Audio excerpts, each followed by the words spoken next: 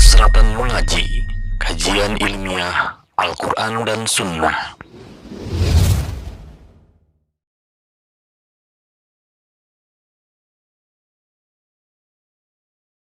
Salli ala Muhammad wa ala ali Muhammad kama sallaita ala Ibrahim wa ala ali Ibrahim innaka Hamidum Majid.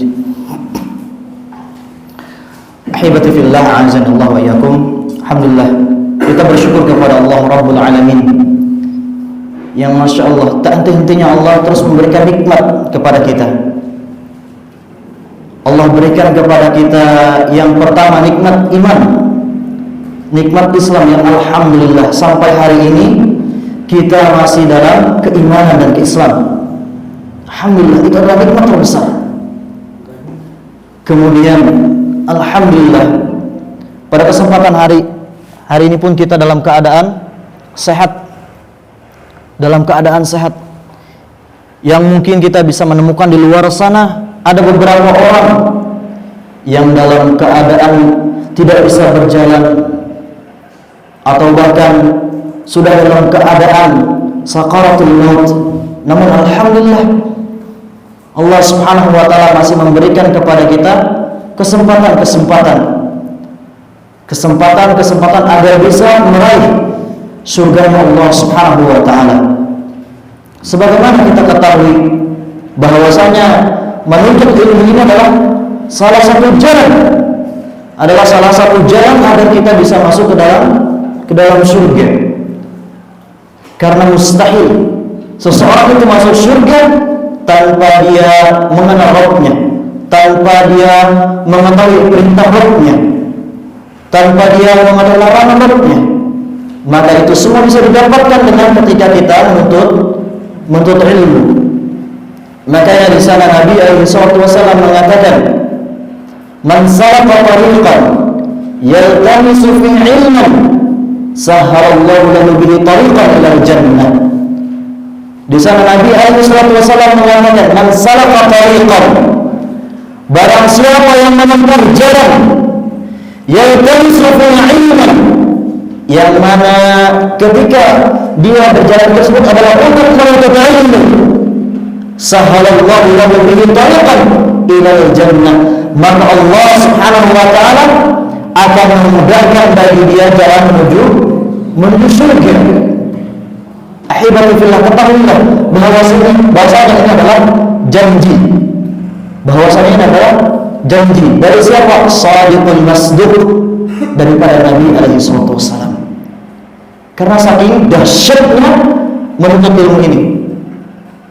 Bahkan ulama mengatakan, apabila seseorang dia hanya duduk di majelis ilmu, hanya duduk, kemudian ketika duduk dia tidur, namun di sana ulama mengatakan orang tersebut masih mendapatkan pahala bermajlis.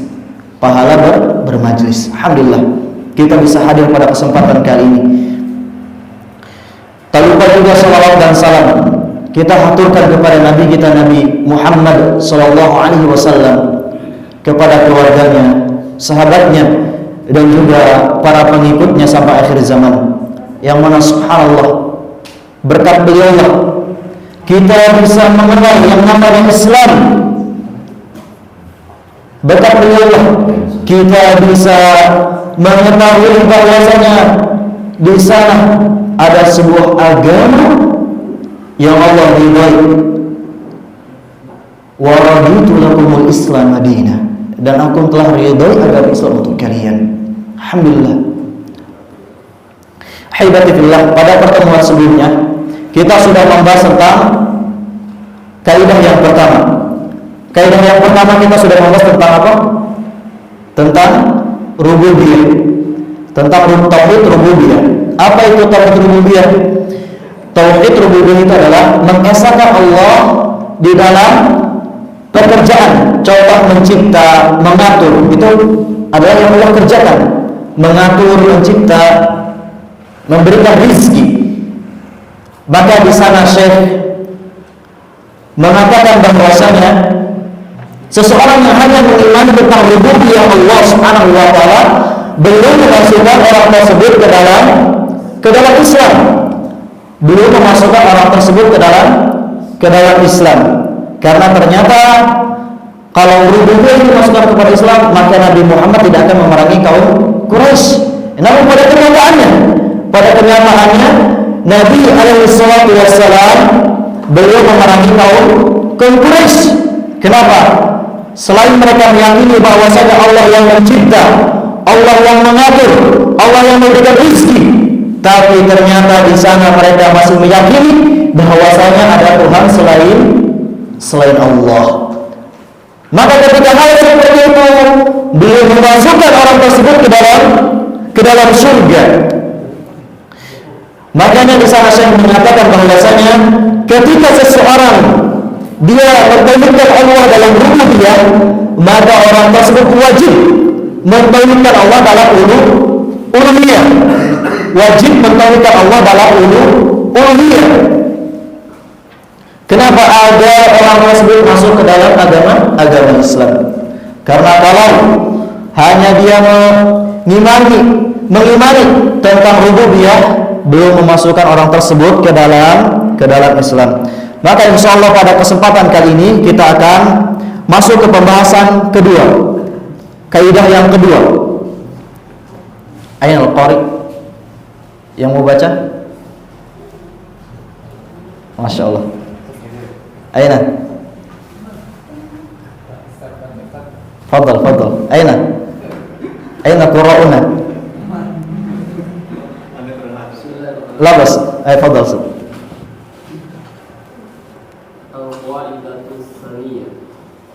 أنهم يقولون ما دعوناهم وتوجهنا إليهم إلا بطالب القربة والشفاعة فدليل القربات قوله تعالى أعوذ بالله من الشيطان الرجيم فالذين اتخذوا من دونه أولياء ما نعبدوهم إلا ليقربونا إلى الله زلفى إن الله يحكم بينهم فيما هم فيه يختلفون إن الله لا يهدي من هو كذب كفار. استمر. ودليل شفاعة قوله تعالى ويعبدون من دون الله ما لا يضرهم ولا ينفعهم ويقولون هؤلاء شفعاؤنا عند الله والشفاعة شفاعتان شفاعة منفية وشفاعة مثبتة.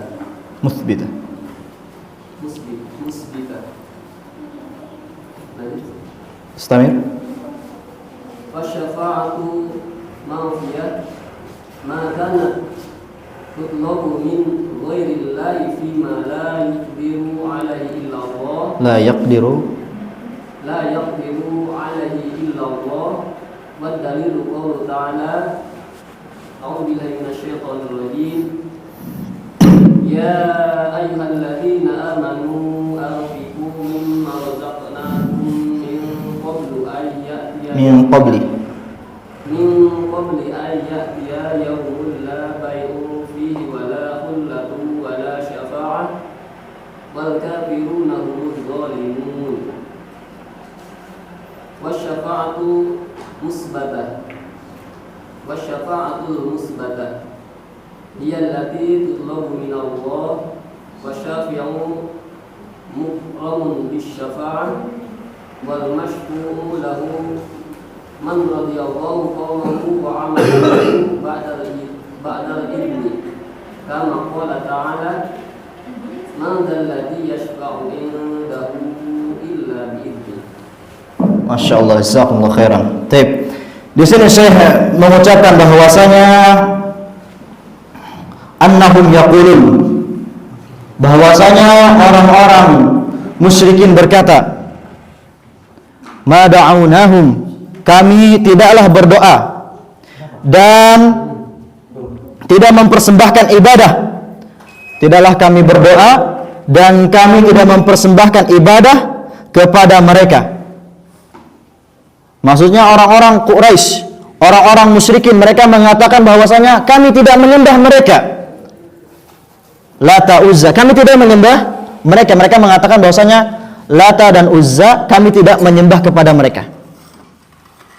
Dan perlu diketahui bahwasanya Lata dan Uzza ini adalah sesembahan orang Quraisy. Mereka menyembah Lata ini, ikhwan, tadinya adalah seorang yang saleh pada zaman sebelum Nabi dilahirkan. Yang mana Lata ini adalah orang yang sering memberikan makan kepada jamaah haji. Yang mana setiap haji beliau itu yalutus sawiyah. Beliau itu namanya memadam roti. Jadi beliau disebut dengan Lata. Dia adalah orang yang saleh. Awalnya Lata ini tidak disembah. Hanya dijadikan panutan untuk berlomba dalam ibadah. Awalnya. Kemudian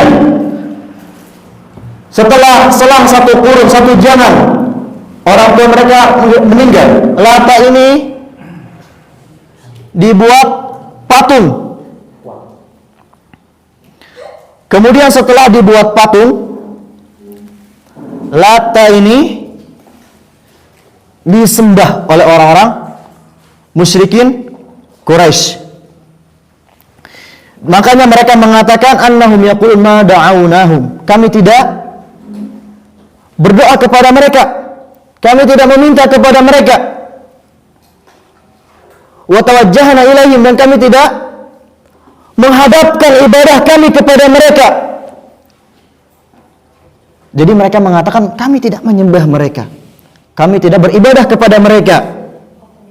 Illa li talibil qurbah, kecuali hanya untuk mencari qurbah, supaya mereka mendekatkan diri kepada Allah. Wasyafa'ah, dan agar mereka memberikan syafaat.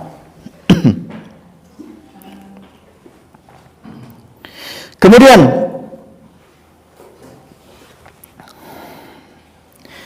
dalil tentang qurbah di sini disebutkan, ikhwan, walladzina takhadu min dunihi awliya'a ma na'buduhum illa liqarribuna ila Allahi zulfa innallaha yahkumu bainahum fima hum fihi yakhtalifun innallaha la yahdi man huwa kadzibun kaffar. Di sini disebutkan oleh Allah Subhanahu wa taala, Allah berfirman, dan orang-orang yang mengambil sesembahan selain Allah. Di sini disebutkan Allah sendiri yang mengatakan, dan orang-orang yang mengambil sesembahan selain Allah.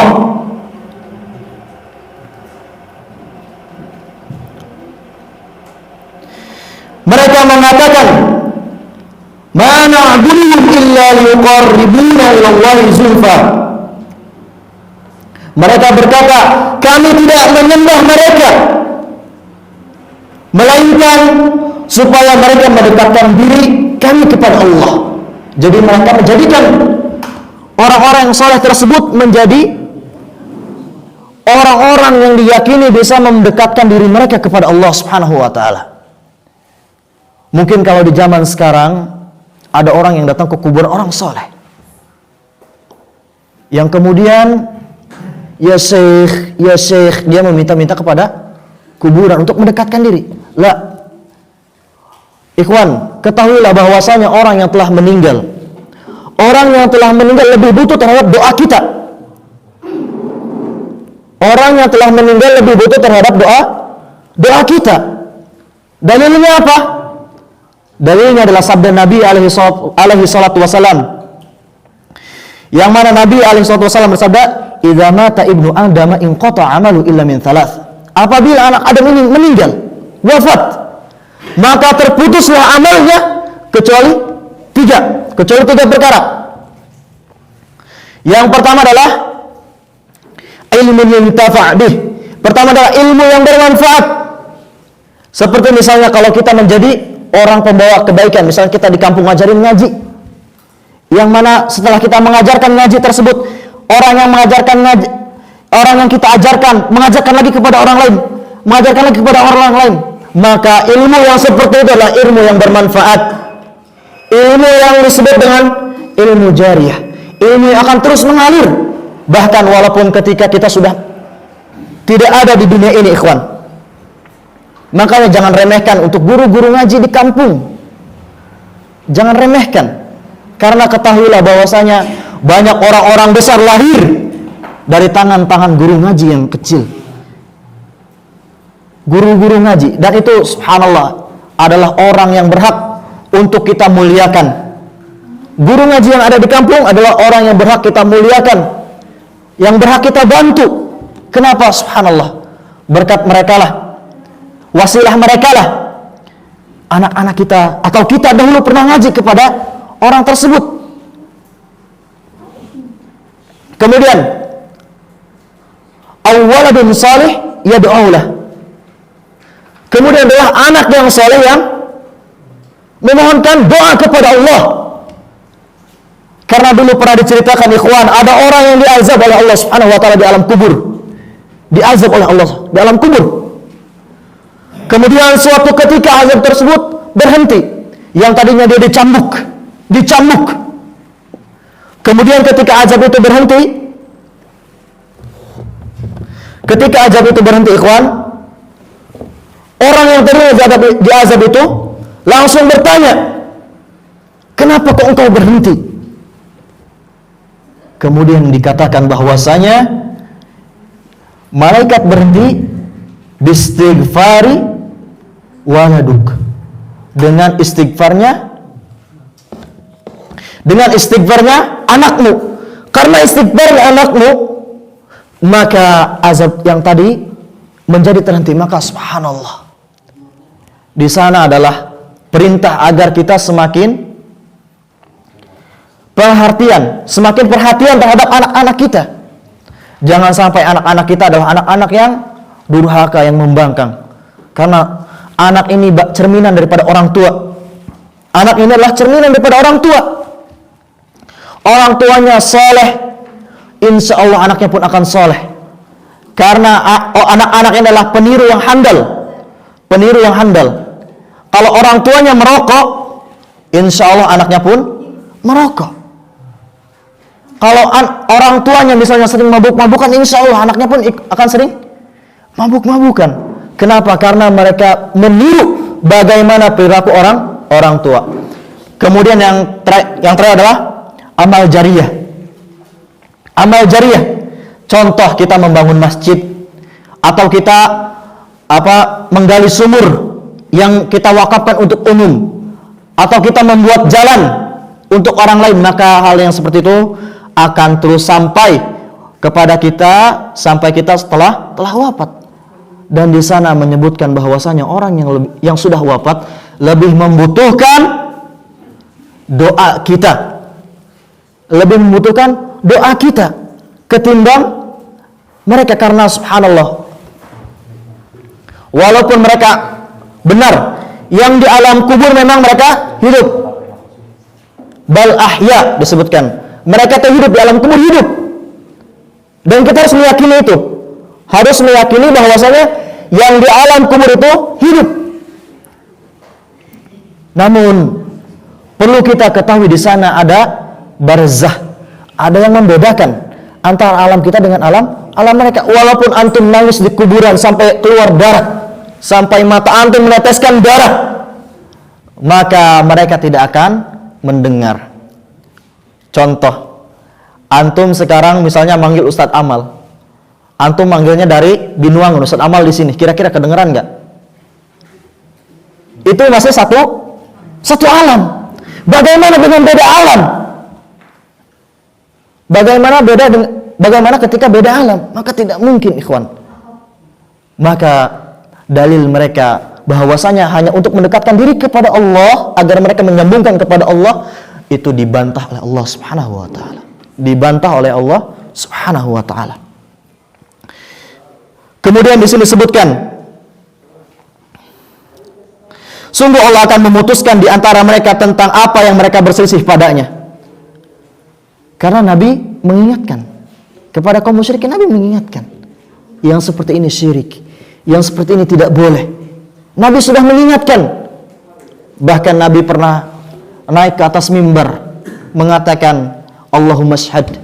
Ketika kaum musyrikin mereka mengatakan bahwasanya Nabi SAW telah memberikan semua, maksudnya telah menyampaikan semua, agama ini telah sempurna, subhanallah.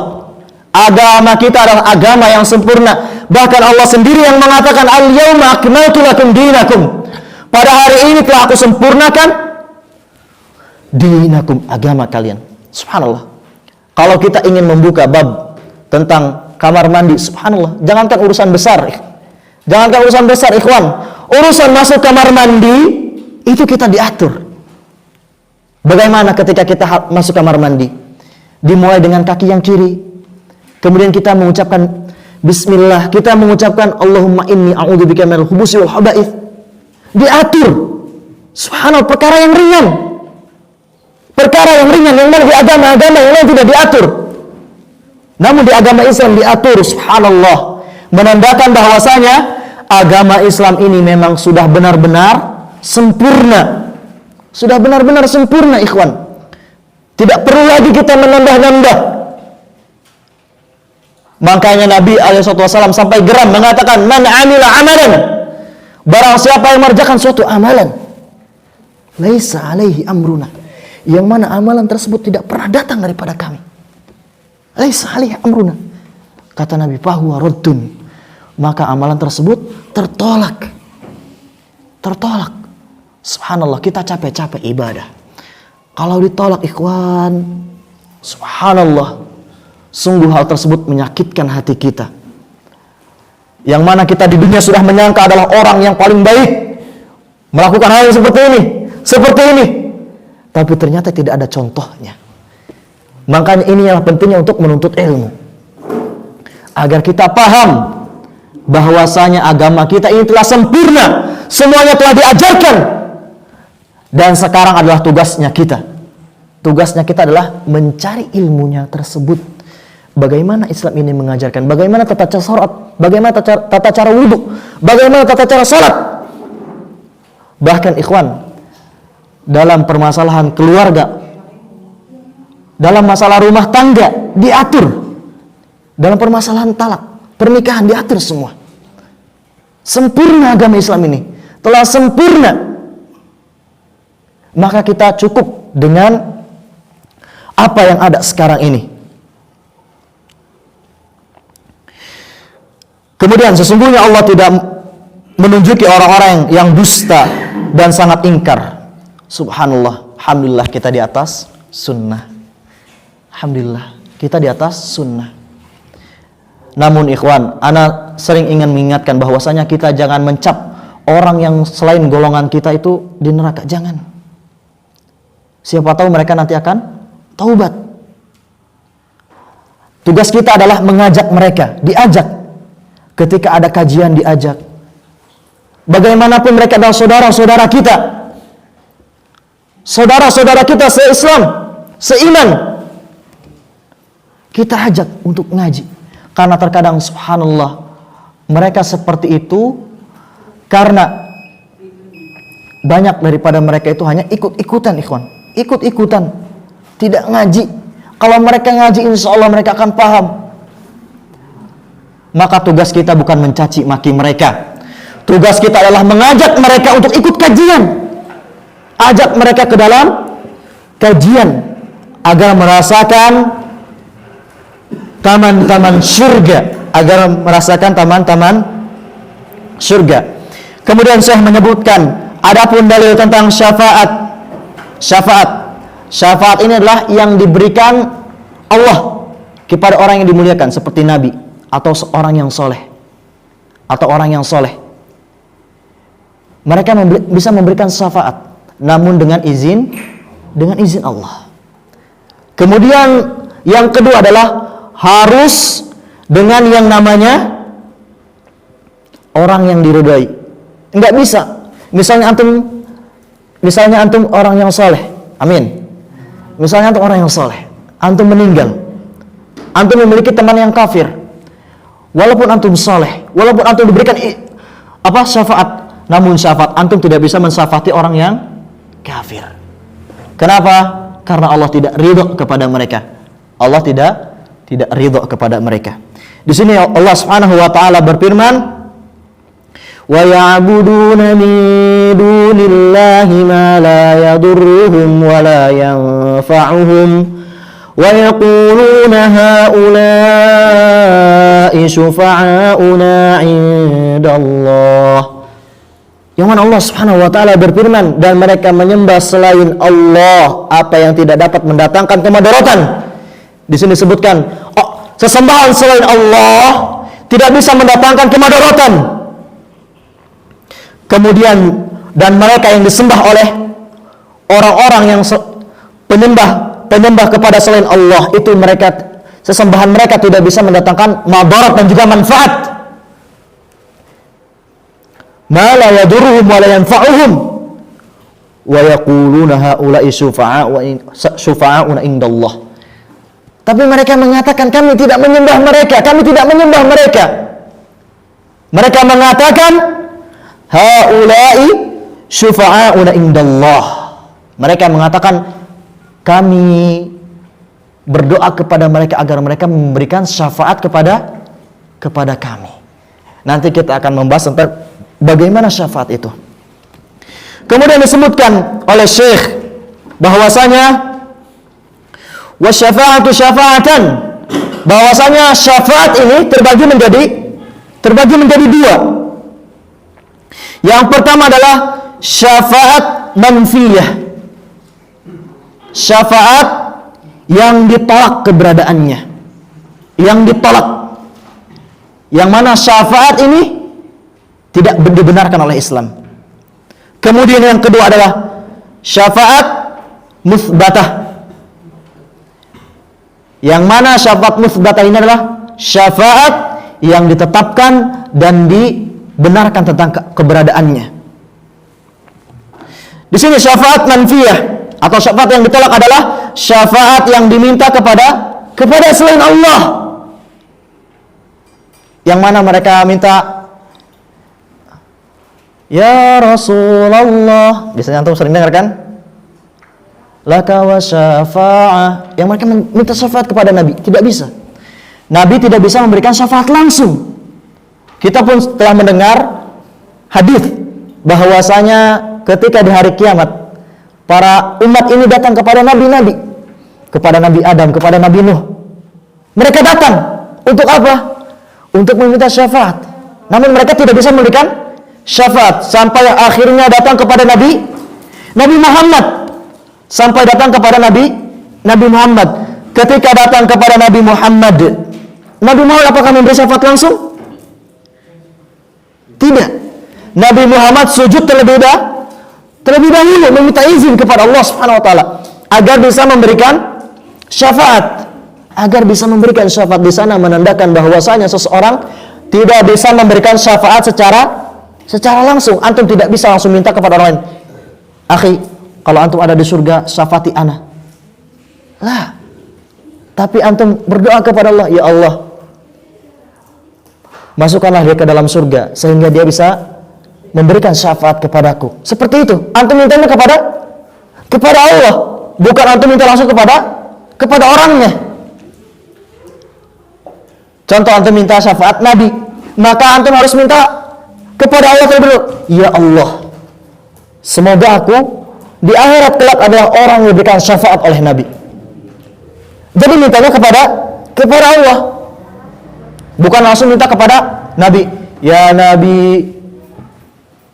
Jadi antum, tapi tidak minta langsung kepada Allah. Semuanya minta kepada Allah. Tidak boleh kepada makhluk. Kalau kepada makhluk berarti kita sudah menurunkan derajat Allah. Kita telah menghinakan Allah. Sedangkan yang memberikan syafaat, yang mengizinkan syafaat adalah Allah Azza wa Jalla. Tapi ikhwan, afwan, izin minum dulu. Subhanallah. Bismillah.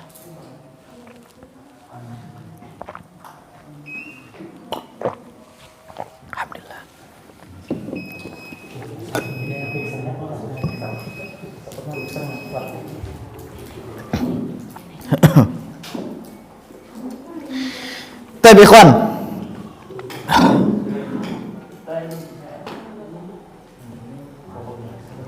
syafaat manfiyah, syafaat yang ditolak adalah syafaat yang diminta kepada selain Allah. Antum minta kepada makhluk dalam perkara yang tidak satupun yang mampu memberikannya kecuali Allah.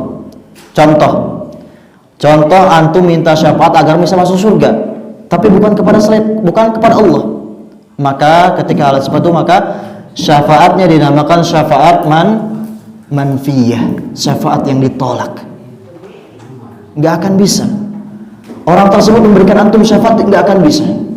Tapi ketika antum ingin diberikan syafaat oleh orang tersebut, maka berdoalah kepada Allah, ya Allah, berikan si fulan kesempatan untuk bisa memberikan syafaat kepadaku. Jadi tidak langsung antum minta kepada orang tersebut. Dalilnya adalah ikhwan, dalilnya adalah firman Allah Subhanahu wa taala, ya ayyuhalladzina amanu anfiqu mimma razaqnakum min qabli an ya'tiya yawmun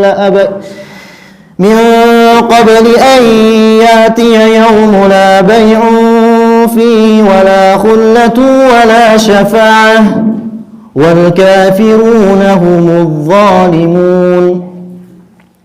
Yang mana Allah Subhanahu wa taala berfirman, hai orang-orang yang beriman. Di sini dipanggil orang-orang yang beriman. Ketika ada seorang ulama ketika Allah mengatakan ya ayyuhalladzina amanu, ulama tersebut mengatakan wahai orang-orang beriman, pasanglah telinga kalian. Karena ketika seruan ya ayyuhalladzina amanu, pasti itu akan perkara yang besar yang harus didengarkan oleh setiap muslim. Di sini disebutkan anfiqu. Yang pertama adalah kita diperintahkan untuk membelanjakan. Anfiqu mimma razaqnakum min qabli an ya'tiya yawmun la bay'un fihi wala khullah. Di sini disebutkan belanjakanlah di jalan Allah, infaqanlah anfiqu mimma razaqnakum, apa yang telah Allah rizkikan kepada kalian. Subhanallah. Agama Islam ini adalah agama kebersamaan. Agama kebersamaan yang mana ketika dia seorang muslim sejati, maka tidak sepantasnya dia bahagia ketika melihat saudara semuslim kesusahan. Justru harusnya ketika kita melihat saudara kita sedang kesusahan, kita mendoakan mereka agar Allah berikan kelapangan hati bagi mereka, agar Allah berikan ganti yang lebih baik untuk mereka. Bukan kita malah mencaci memaki. Wah, itu karena dosa, malah kita menambah beban mereka. Seorang muslim tidak begitu. Seorang muslim ketika melihat ada saudaranya yang tertimpa dengan musibah, maka dia harus yang namanya membahagiakan atau menenangkan hati orang tersebut. Kemudian disebutkan min qabli ayyati yaumul la bay'un fihi wala khullah. Sebelum datang hari, disebutkan sebelum datangnya hari. Di sini Allah Subhanahu wa taala pertama perintahkan untuk membelanjakan, untuk menginfakkan harta kita.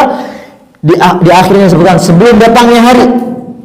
Min qabli ayyati yaumul la bay'un fihi wala khullah. Sebelum datangnya hari di mana tidak lagi ada jual beli dan tidak ada lagi persahabatan.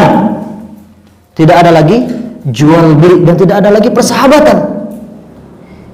Bahkan subhanallah ketika di akhirat nanti ikhwan, yauma yafirrul mar'u min akhihi, pada hari tersebut lari seseorang daripada saudaranya. Kenapa? Karena takut. Karena takut apa? Karena takut diadili oleh Allah Subhanahu wa taala. Yauma yafirrul mar'u min akhihi, mereka mengatakan nafsi nafsi. Diurus dirimu sendiri, urus dirimu sendiri. Wa ummihi wa abihi. Subhanallah, bukan dari saudaramu saja, Tapi ternyata kita pun lari daripada orang tua kita. Karena demi Allah, sesayang apapun orang tua kita di dunia, ketika nanti di akhirat, orang tua kita pasti akan tetap menuntut. Sesayang apapun orang tua kita di dunia, di akhirat orang tua kita pasti akan menuntut. Wa sahibatihi wa bani. Bahkan istri yang antum cintai, yang mungkin istri antum cinta mati dengan antum, tapi ketika di akhirat kelak antum akan lari dari mereka. Kenapa? Karena di antara mereka akan ada yang meminta pertanggungjawaban daripada antum, terutama anak. Terutama anak. Anak antum nanti akan menagih, akan berkata kepada Allah ketika antum tidak mengurusnya dengan baik, ketika antum menelantarkan mereka, maka ketahuilah di akhirat kelak mereka akan mengatakan, ya Rabbi, aku seperti ini karena si fulan, karena abakku, karena bapakku. Maka hati-hati bapak-bapak, harus semangat mengurus anak, diajarkan agama. Makanya orang tua ini tidak boleh nggak tahu tentang agama. Kalau bisa ikhwan, kalau bisa antumlah yang harus pertama kali mengajarkan Al-Fatihah kepada anak-anak antum. Karena subhanallah pahalanya besar, ganjarannya besar. Satu huruf antum baca di dalam Al-Quran dilipat gandakan menjadi 10. Wal hasanatu bi asli amsalha. Kebaikan itu dilipat gandakan menjadi 10. Antum bayangkan di dalam surat Al-Fatihah ada berapa huruf? Sedangkan Al-Fatihah setidaknya sehari semalam wajib dibaca 17 kali. Dalam sehari semalam wajib dibaca 17 itu yang wajib. Maksudnya dalam salat wajib. Karena ketika salat wajib tidak membaca Al-Fatihah maka tidak sah salatnya. Tidak sah. Kemudian di sini disebutkan wala syafaah, dan tidak ada syafaat. Pada hal tersebut tidak ada syafaat. Wal kafiruna humudz zalimun. Dan orang kafir itulah yang mereka berbuat zalim. Berapa menit lagi ikhwan? Azan? Udah azan dulu. Belum waktu. Tapi kita lanjutkan sebentar. Kemudian selanjutnya adalah syafaat musbatah. Syafaat yang ditetapkan adalah syafaat yang diminta daripada Allah. Contoh, ya Rabb, aku telah bermajlis dengan si fulan. Apabila si fulan masuk surga, maka berikanlah si fulan syafaat agar bisa mensyafaatiku. Ketika seperti itu maka boleh. Contoh, antum ketika bermajlis seperti ini, antum mendoakan teman yang ada di samping antum, ya Allah, semoga si fulan masuk ke dalam surga. Dan ketika di surga si fulan ini bisa memberikan syafaat kepadaku. Boleh. Dan ketika antum meminta seperti itu ikhwan, antum jangan merasa rugi. Enggak rugi. Karena setiap antum mendoakan kebaikan untuk saudara antum, maka kata malaikat apa? Walaka bimithli. Maka untukmu yang serupa. Jangan ngerasa rugi. Maka hati-hati ikhwan. Kemudian adalah syafaat yang diminta daripada Allah. Orang-orang yang syafaati atau orang-orang yang memperantarai dengan cara mendoakan. Kemudian orang tersebut adalah orang yang dimuliakan. Jangan antum ngelihat orang yang sedang mabuk-mabukan, ya Allah, kalau si fulan masuk surga berikan. Beliau tidak orang yang dimuliakan. Orang-orang yang bisa memberikan syafaat adalah orang-orang yang dimuliakan oleh Allah Subhanahu wa taala. Orang-orang yang dimuliakan oleh Allah Subhanahu wa taala. Kemudian dengan syafaat tersebut, sedangkan orang yang mendapatkan syafaat adalah orang yang Allah ridai. Yang pertama, orang yang memberikan syafaat ikhwan adalah orang yang dimuliakan oleh Allah Subhanahu wa taala. Bukan orang yang begajulan. Tapi orang yang dimuliakan oleh Allah Subhanahu wa taala, yang mereka memang memiliki kedekatan khusus dengan Allah. Mereka sering berkhalwat dengan Allah. Mereka sering bersendirian dengan Allah. Apalagi di malam hari, mereka bersendiri dengan Allah. Fafadat ainah, yang mana dikatakan orang yang sering bersendiri kemudian menangis karena takut kepada Allah Subhanahu wa taala, maka diharamkan masuk ke dalam neraka.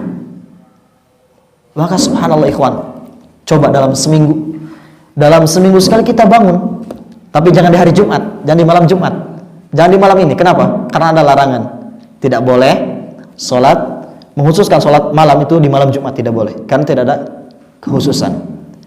Tapi di hari-hari yang lain. Tapi kalau misalnya antum malam Kamisnya bangun, kemudian malam Jumat antum ingin melakukan lagi, maka boleh. Yang tidak boleh adalah antum menyendirikan. Sebagaimana puasa, tidak boleh antum, saya pengen puasa di hari Jumat. Lah, tidak ada keutamaan di sana. Dan di sana ada larangannya, tidak boleh. Kecuali kalau antum di hari Kamisnya puasa, di hari Jumatnya maka antum boleh berpuasa. Seperti itu, ikhwan. Kemudian bagi orang yang diberikan syafaat adalah orang yang harus diridhai Allah Subhanahu wa taala. Yang diberikan syafaat adalah orang yang diridhai oleh Allah Subhanahu wa taala, baik ucapannya maupun perbuatannya, dan tentu diberikan syafaat setelah mendapatkan izin daripada Allah. Allah Subhanahu wa taala berfirman, "Ma dzalladzi yashfa'u 'indahu illa bi'idnih." Siapakah yang mampu mensyafaati di sisi Allah tanpa izinnya? Di sini ditanyakan, siapa yang bisa memberikan syafaat di sisi Allah tanpa seizinnya? Siapa? Tidak ada. Bahkan Nabi alaihi salatu wasalam, Khalilullah, beliau adalah kekasih Allah, tapi Nabi tidak bisa memberikan syafaat secara langsung. Nabi pun meminta izin terlebih dahulu kepada Allah Subhanahu wa taala. Taib azan dulu mungkin.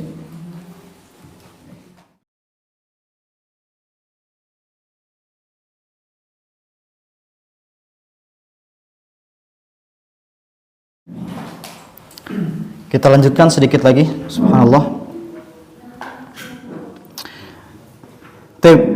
Pokok pada pembahasan kali ini, ikhwan, bahwasanya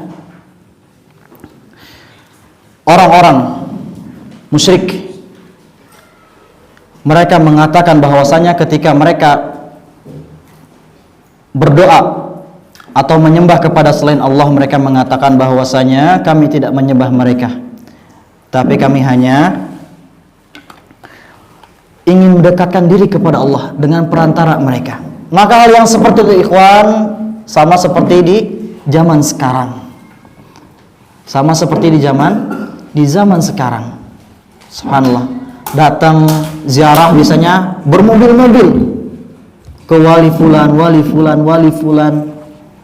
Padahal subhanallah, yang lebih pantas sebenarnya untuk kita ziarah adalah kuburan orang tua kita sendiri.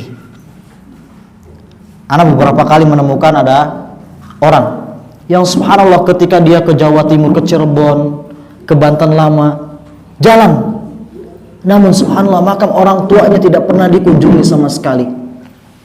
Subhanallah. Yang lebih berhak mendapatkan bakti daripada antum ini adalah orang tua. Subhanallah. Kemudian kita akan membantah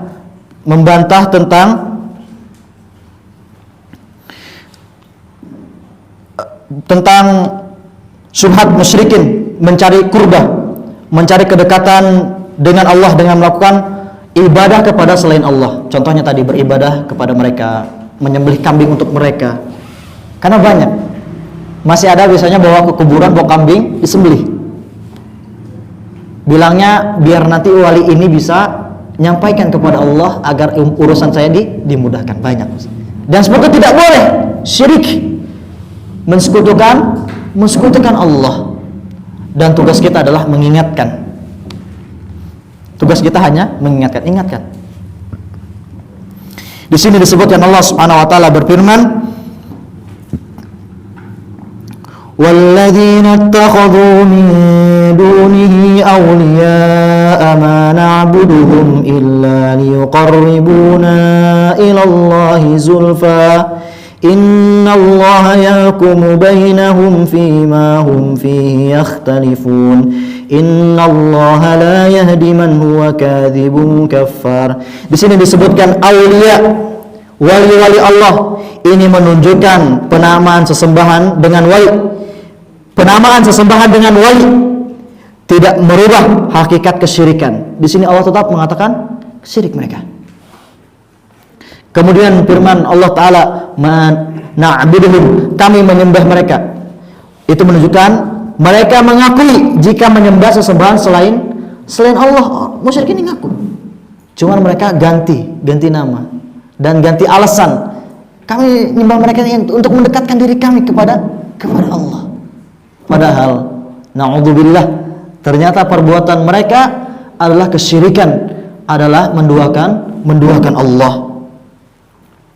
Kemudian illa yuqarribuna ilallahi zulfa, mereka supaya mereka mendekatkan diri kami kepada Allah dengan sedekat-dekatnya. Dalam ayat ini mereka telah mengatakan bahwa alasan menyembah selain Allah adalah karena mereka meyakini sesembahan yang mereka sembah, Lata, Uzza, atau mereka datang ke kuburan, mereka meyakini bahwasanya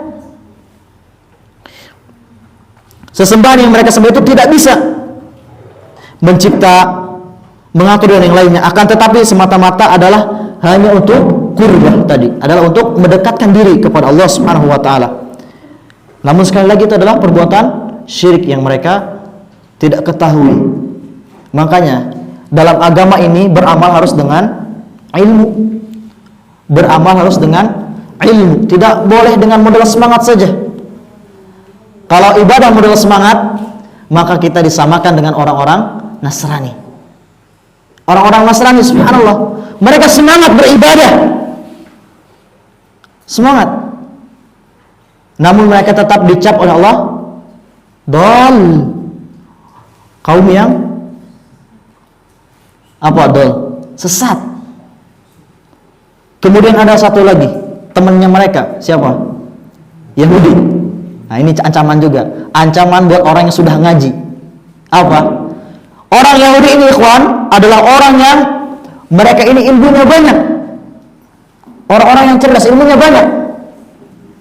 banyak, tapi mereka tidak mengamalkan ilmunya.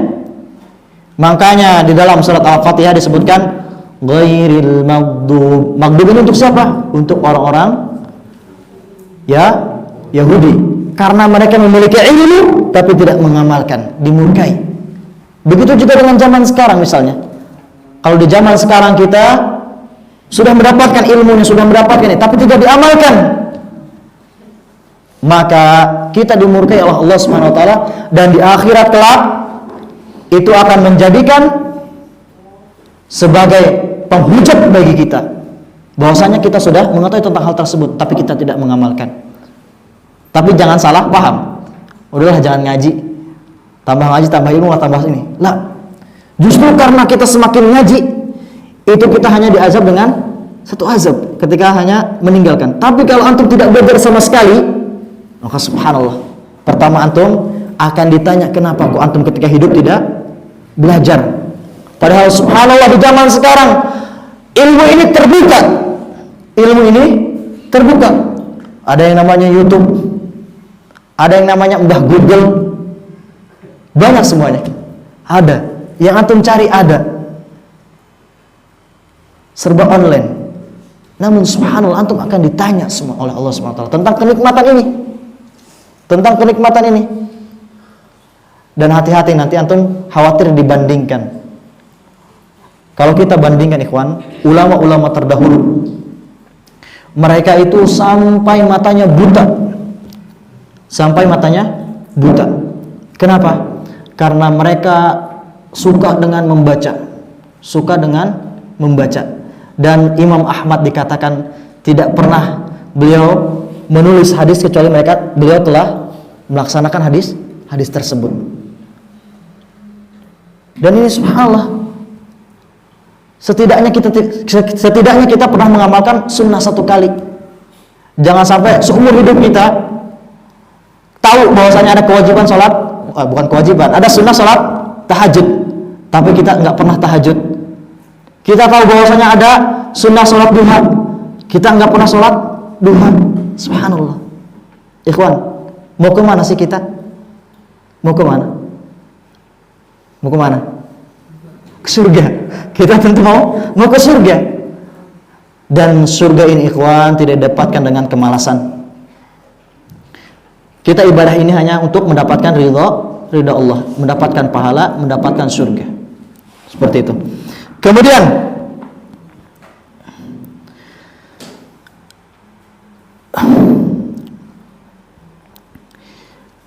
tentang syafaat ini. Syafaat ini ikhwan tentu memiliki syarat. Syafaat ini memiliki syarat, dan syaratnya ada 3. Yang pertama adalah Allah meridai orang yang memberi syafaat. Yang pertama adalah Allah meridai orang yang memberi syafaat. Tentu ini harus ada. Kemudian yang kedua, Allah meridai orang yang diberi syafaat, yang memberi dan diberi. Kemudian yang ketiga adalah Allah mengizinkan memberi syafaat untuk orang tersebut memberikan syafaat. Kalau tidak, walaupun antum jungkir balik, misalnya di akhirat antum termasuk penghuni surga, amin. Ketika antum melihat teman antum misalnya di neraka, antum jungkir balik, tapi Allah tidak mengizinkan, maka walaupun antum jungkir balik nggak akan diizinkan. Tapi subhanallah, untuk penghuni surga nanti akan diizinkan untuk mencari teman-temannya di dunia. Untuk mencari teman-temannya di dunia, teman-teman yang soleh. Ingat, teman-teman yang soleh, bukan teman-teman yang toleh. Bukan teman-teman yang toleh, teman-teman yang soleh. Contoh, antum sekarang duduk-duduk di majelis ilmu, antum melihat wajah teman antum, nanti di akhirat kelak antum akan mencari teman antum misalnya. Kalau si fulan gak ada di surga, maka antum akan mencari dan membawa ke surga. Subhanallah. Maka subhanallah, keutamaan ketika antum bisa datang ke majelis ilmu, berteman dengan orang-orang yang soleh. As-sahibus sahib, ikhwan. Subhanallah. Maka tidak heran ketika kajian ini disebut dengan taman-taman surga. Tidak heran. Kenapa? Karena di kajian ini bisa membawa kita kepada surganya Allah Subhanahu wa taala. Di ayatnya adalah wa kam min malakin fis samawati la tughni syafa'atuhum syai'an illa min ba'di ay ya'dhana Allahu liman yasha'u wa yarda. Di sini disebutkan ikhwan, Allah Subhanahu wa taala berfirman, dan berapa banyak malaikat di langit, syafaat mereka sedikit pun tidak berguna. Berapa banyak malaikat di langit disebutkan. Wa kam min malakin fis samawati la tughni syafa'atuhum syai'a. Tidak bermanfaat syafaat. Misalnya malaikat ingin menyafaati antum, tapi antum bukan orang yang diridai, maka tidak bermanfaat. Illa min ba'di ayyadzana Allah. Kecuali setelah Allah memberikan izin. Liman yasha'u wa yardah. Dan bagi orang yang dikehendaki dan Allah ridai. Tentu dikehendakinya juga harus diridai. Kemudian ikhwan, mungkin itulah yang bisa kita kaji pada kesempatan kali ini, karena subhanallah sebenarnya qawaidul arwa ini sering anak ingatkan. Sebenarnya hanya dalam satu kajian harusnya. Qawaidul arba, karena qawaidul arba ini ringkasan-ringkasan. Seperti yang kemarin. Yang kemarin intinya hanya bahwasanya tauhid rububiyah tidak memasukkan seorang ke dalam Islam. Tapi ketika seorang itu sudah mentauhidkan Allah dalam rububiyah, maka harus mentauhidkan Allah dalam uluhiyah, maka bisa disebut dengan sudah masuk ke dalam agama Islam. Kemudian pada kaidah yang kedua ini membahas tentang bahwasanya orang-orang musyrikin yang mengatakan kami tidak menyembah mereka, tapi kami hanya meminta kurbah agar mendekatkan diri kami kepada Allah. Maka dikatakan di sini bahwasanya hal tersebut tidak merubah hakikat kesyirikan. Makanya subhanallah. Dan kemudian tentang syafaat, Di sana dikatakan bahwasanya syafaat ini tidak boleh antum minta kepada orang. Tidak boleh minta kepada orang. Bulan syafaati saya nanti ya. Lah. Tapi antum mintanya kepada Allah dengan mendoakan si fulan. Dengan mendoakan si fulan. Maka seperti itu syafaat yang diterima. Karena syafaat ini dibagi menjadi dua. Syafaat manfiyah, syafaat yang tertolak. Yang tertolak tadi adalah ketika antum minta kepada orang, meminta kepada selain Allah, maka tertolak. Dan ada syafaat musbatah, ada syafaat yang ditetapkan, yang dimana syafaat ini diminta, yang antum minta kepada Allah. Mungkin itu saja yang bisa ana sampaikan, kurang lebihnya mohon maaf. Kita tutup dengan doa kafaratul majlis. Subhanakallahumma wa bihamdika nasyhadu an la ilaha illa anta nastaghfiruka wa natubu ilaik. Assalamualaikum warahmatullahi wabarakatuh. Banten Selatan mengaji kajian ilmiah Al-Quran dan Sunnah.